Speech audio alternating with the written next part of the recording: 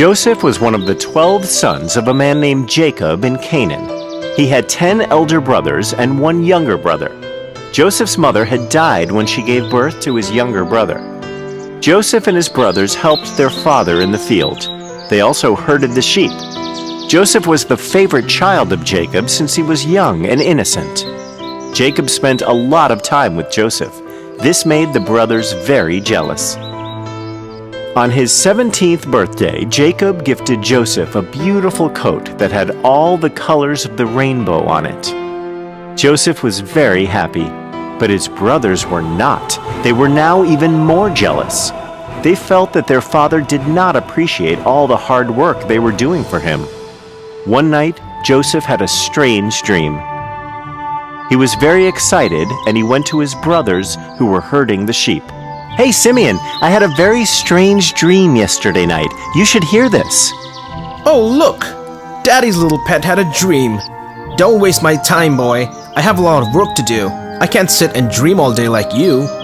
No, listen. In my dream, we were all tying up sheaves in the field. All of a sudden, my sheaf stood upright while your sheaves bowed down to mine. Simeon looked scornfully at Joseph and then at his brothers. Oh, he isn't just stupid. He thinks even we're stupid. No, this was my dream. And listen, in another dream, the sun, the moon, and the stars were all bowing down to me. That was so beautiful. So now you want us to bow down to you, huh? Run away before we beat you with this stick. One day, Jacob sent Joseph to check on his brothers who were resting on the hillside. They were actually talking about Joseph and how irritating he was. When they saw Joseph running to them from a distance, they got so angry that they actually planned to kill him. Reuben, the eldest brother, felt strongly against this, but he knew that his brothers were too angry to listen to him. Let's kill this irritating boy and we don't have to worry about him ever again. What do you think, my brothers? Come on, Simeon. We're his brothers. We can't just kill him. We'll just throw him into this deserted well and decide what to do with him later. That's a good idea. As Joseph came to where their brothers were resting, Simeon and Reuben held him while another brother took off his colorful coat. Then they threw him into the well. The brothers returned home, leaving Joseph all alone in the well. Reuben was sad at what happened. He planned to come around later and rescue Jacob. Just then they saw a group of merchants were passing by. They were from Egypt and were returning after selling their merchandise. Then Levi, another brother, had an idea. Why don't we sell Joseph to these Egyptian merchants? That way we can get rid of him once and for all without killing him. That's a great idea, Levi. Let's do it. Call those merchants here. We'll also have some money on our hands. Where is Reuben? Will he agree with this? He went to pick up something. Don't worry, he'll agree with us. The brothers tied Joseph's hands behind his back and sold their little brother to the merchants for 20 silver coins. When Reuben came back, he was terrified to hear what his brothers had done, but he could not say anything. The brothers then took Jacob's coat and sprinkled it with the blood of a goat. The brothers went back to Jacob and told him that Joseph had been captured by a wild animal. Jacob burst out crying, and he was deeply saddened for his favorite son's loss. Joseph was sold to a very rich Egyptian named Potiphar. He was an assistant to the Pharaoh. Joseph was very intelligent and hardworking. He was also very handsome. Potiphar was very pleased with Jacob and put him in charge of all his properties. Unfortunately, Potiphar's wife one day had an unnecessary argument with Joseph. Since she was upset with him, she told lies about Joseph to her husband. Potiphar was angry with Joseph and he sent him to jail. When in jail, Joseph overheard two prisoners talking to each other. One prisoner was a servant to the Pharaoh and the other was a baker. I had the strangest dream yesterday night. I wish I could make some sense of it. My dreams are even more weird than yours. Maybe I can help you. I can help you understand your dreams. You're just a boy. How are you going to understand my dreams? I do not interpret them. My God helps me. I will try to tell you what they mean. My God surely has a message for you." So the servant described his dream to Joseph. Joseph listened to him carefully and told the servant that his dream meant he would be released from prison in 3 days and he would be taken back by the Pharaoh as his servant. Joseph asked the servant to remember him when meeting the Pharaoh and ask that he be released. 3 days later, the servant was released just like Joseph had predicted. But when he returned to the prison, he forgot all about Joseph, and because of this, Joseph remained in prison for 2 long years. One night, the Pharaoh had a strange dream and could not sleep. The next morning, he called all his wise men, ministers, and counselors and described his dream to them. Nobody had an answer to what it could mean. When the servant, who was in jail with Joseph, heard about this, he suddenly remembered his promise. He ran to the Pharaoh and told him about the prisoner who could interpret dreams. The Pharaoh immediately summoned Joseph.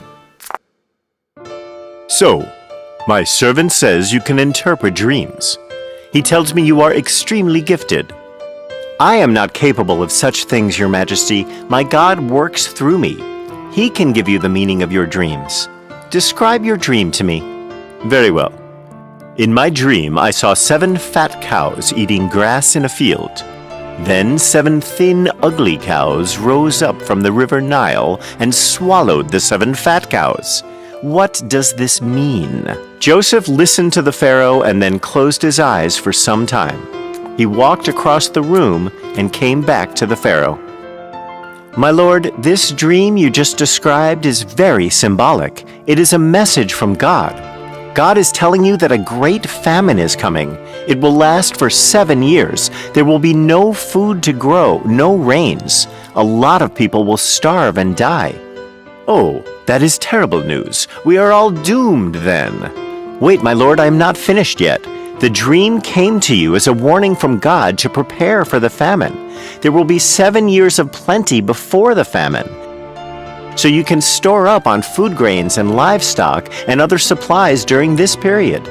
You must make the most of this chance to produce excess food so that you can store it for later." "Oh, you are right. Thank God I found you. This is great news. We will be prepared for the famine. We will produce plenty of food and build up storages for the difficult times. Thank you, Joseph. You are the most wise man in the kingdom. I am appointing you in charge of overseeing this work." "Your Majesty, the honor is truly mine. These are not my powers. God speaks through me. I am simply conveying his message to you." Joseph helped the king to grow extra food grains and build storages during the 7 years of plenty so that people would not starve during the 7-year famine. He was also very popular among the people and earned their love and respect. The 7 years of plenty had passed by. The famine started. In the places around Egypt, animals were dying, lakes and rivers dried up, and people were starving to death. The people of Egypt had plenty to eat and drink because of the work done by the Pharaoh with Joseph. They had so much grain stored up that they were selling whatever was left to the people outside of Egypt who were starving. Jacob and his sons were struck by the famine as well. Their crops had all failed, and their sheep had died one by one until nothing was left. They had heard of the Egyptian Pharaoh who was selling food grains to people outside of Egypt. So Jacob sent his 10 sons to Egypt to get food for the family. Benjamin, the youngest son, stayed back with Jacob. When the brothers reached the palace of the Pharaoh where the food grains were being distributed, they saw a royally dressed man sitting on a high chair and supervising the distribution of the food. They approached him. It was actually Joseph. But they did not recognize him since it had been 10 years since they had seen him. But Joseph recognized his brothers. He realized that they did not know it was him, and he kept quiet. His brothers greeted him and then bowed down in front of him, just like the dream he had had when he was a boy. Where have you come from? We are from a faraway land called Canaan. The famine has struck us badly. We are a family of 12, and we have come to buy some food grains. Our father is waiting for us at home. I do not believe you. You look like spies. Are you here to bring harm to our people? No, my lord. We're not spies. We're just hungry travelers in search of food. Please give us some food grains and we will be on our way home to our father. Please help us. Okay. Get up. I will sell you my grains. But you must bring your youngest brother and father when you come next time. Thank you, my lord. We will do that. The next time, Jacob and Benjamin went with the other brothers to Egypt to meet the Pharaoh. Joseph was overjoyed to see his father and little brother. After some time, Joseph revealed himself to them. Reuben, I am the brother you sold off to the Egyptians. Oh, my brother, it's really you. What have I done? Do not fear me. I hold no anger against you. Because of you, I was able to meet great people and be of service to these people. I was able to help feed them in the time of starvation. I have earned their love and respect, all because of you. I want all of you to come here in Egypt and live with me. Jacob could not believe that his darling son was alive after all these years.